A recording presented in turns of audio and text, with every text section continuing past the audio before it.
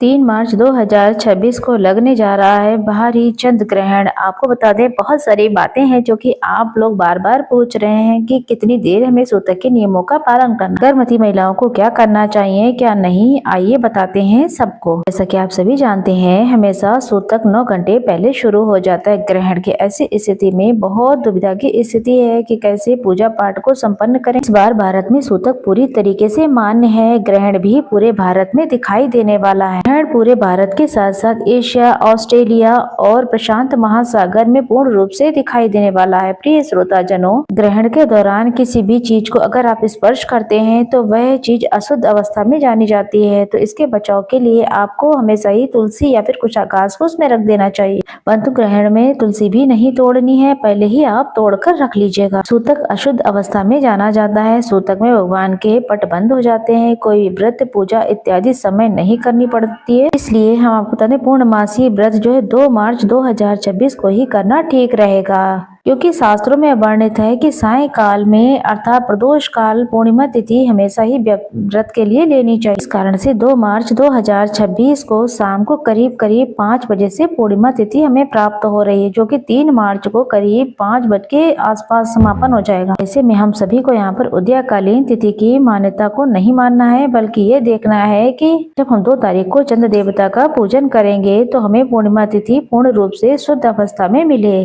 3 तारीख को सूतक रहेगा तो सूतक में व्रत करना ठीक नहीं है। ऐसी स्थिति में आप 2 मार्च 2026 को पूर्णमासी का व्रत करें तो आपके जीवन में खुशियां बनी रहेंगी। तो इस चीज को आप ध्यान से नोट कर लें कि 2 मार्च को ही हम सभी को फाल्गुन पूर्णिमा का व्रत करना चाहिए। आप जानेंगे सूतक कब से कब तक रहे। 3 मार्च को सूतक का समय रहने वाला है। सुबह 6:20 से शुरू हो जाएगा और शाम को 6:46 के आसपास रहेगा। साल का सबसे बड़ा ये चंद्र ग्रहण है और बहुत लंबा समय जो है सूतक काल का है। इससे पहले कभी भी चंद्र ग्रहण और सूर्य ग्रहण इतना लंबा नहीं देखा जाएगा साल में। ऐसी स्थिति में ये बहुत सी राशियों के लिए बहुत ही खराब है, कुछ राशियों के लिए बहुत अच्छा भी है। ऐसी स्थिति में आप अपना और अपने परिवार का विशेष तौर पर ध्यान रखें। ऐसे में कुछ लोग जानना चाहते हैं कि हम पूजा पाठ के नियमों का पालन कैसे करेंगे। जैसा कि आप सभी जानते हैं ग्रहण के 9 घंटे पहले ही सूतक मान्य होता है। तो सुबह 6:20 से पहले आप सभी को पूजा पाठ, सूर्य भगवान को जल देना, तुलसी में जल चढ़ाना,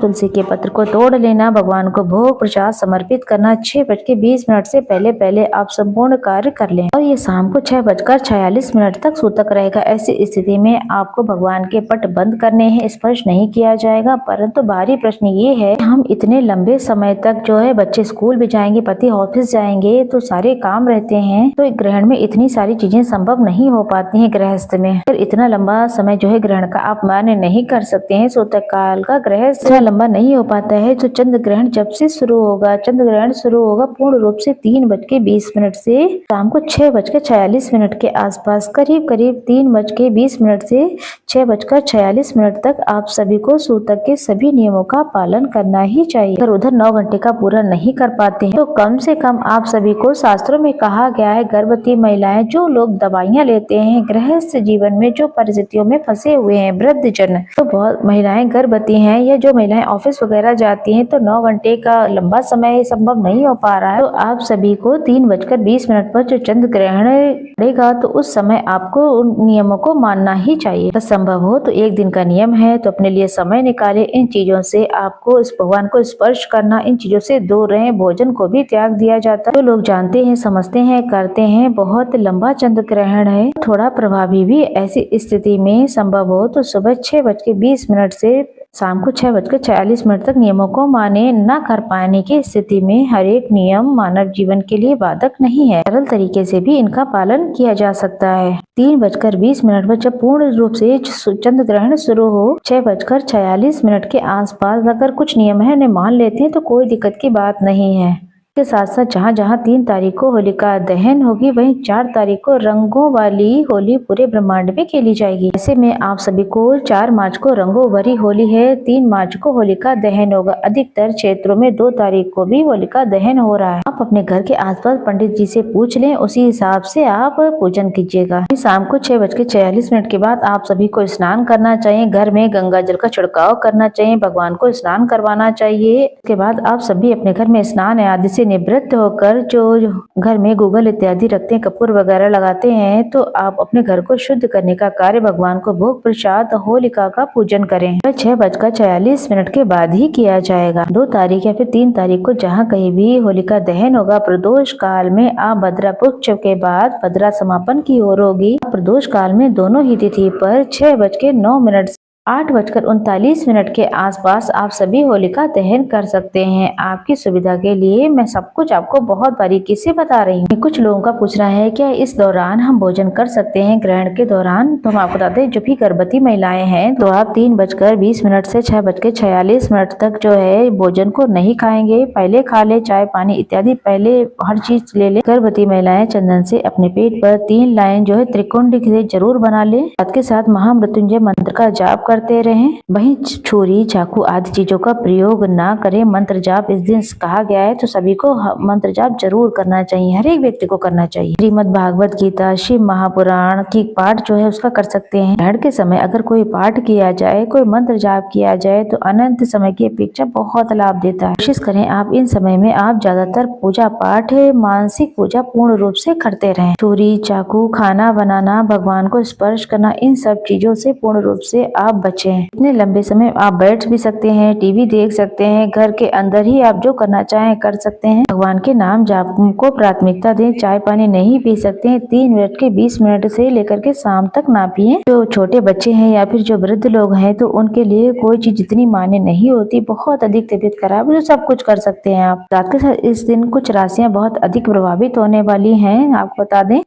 दें चंद्र ग्रहण इस बार प्रमुख रूप से रहने वाला है। सिंह राशि के जातकों के लिए बहुत ही ज्यादा खराब है। आपको बता दें चंद्र ग्रहण हो या फिर सूर्य ग्रहण हर स्वरूप में नुकसान पहुंचाता है। हम सभी जानते हैं चंद्र देवता, सूर्य देवता प्रत्यक्ष देवता के रूप में जाने जाते हैं, जिनके हम दर्शन कर सकते हैं। चंद्र देवता मन मस्तिष्क के कारक भी कहे गए हैं। 3 मार्च 2026 को फाल्गुन पूर्णिमा के दिन चंद्र ग्रहण लग रहा है। जो ग्रहण जो है सिंह राशि पर लगेगा। उस समय पूर्वा फाल्गुनी नक्षत्र रहेगा। जब चंद्रमा ग्रहण अवस्था में होंगे वे सिंह राशि में विराजमान होंगे। इसलिए जो सिंह राशि के जातकों को अपना विशेष ध्यान रखना होगा। सिंह राशि के जातकों को बहुत अधिक नुकसान हो सकता है, सर दर्द हो सकता है, चोट लगने की आशंका। सोच समझकर कोई कार्य करें, उसका फैसला लें। बात मैंने कल की वीडियो में भी आपको बताई है। यही सभी राशि के जातक जब चंद्र ग्रहण समाप्त हो जाए तो सिंह राशि के जातक या फिर कोई भी हो, सभी को विशेष तौर पर शिवलिंग पर 1 मुट्ठी चावल जो है घर के मंदिर में जरूर समर्पित करना चाहिए। किसी शिव मंदिर में जाकर के कपूर का दान जरूर करना चाहिए। सफेद रंग की रुई की बाती जो आती हैं उनका भी दान कर सकते हैं। इससे आपके जो सूर्य ग्रहण, चंद्र ग्रहण के जो दोष होते हैं उसका प्रभाव कम हो जाता है। सौभाग्य इससे बढ़ता चला जाएगा। इसके साथ साथ आपको बता दें, मैंने सिंह राशि के जातकों को सावधान रहने की आवश्यकता ही। इसके साथ कुछ राशि के जातक और भी हैं जो कि बहुत खुशखबरी की बात रहेगी। कई बार आपने देखा हो कुछ भी बदलाव होता है तो उसमें कई लोगों का फायदा होता है, कई लोगों का बहुत ज्यादा नुकसान भी होता है। सिंह राशि के जातक तो सावधान रहें।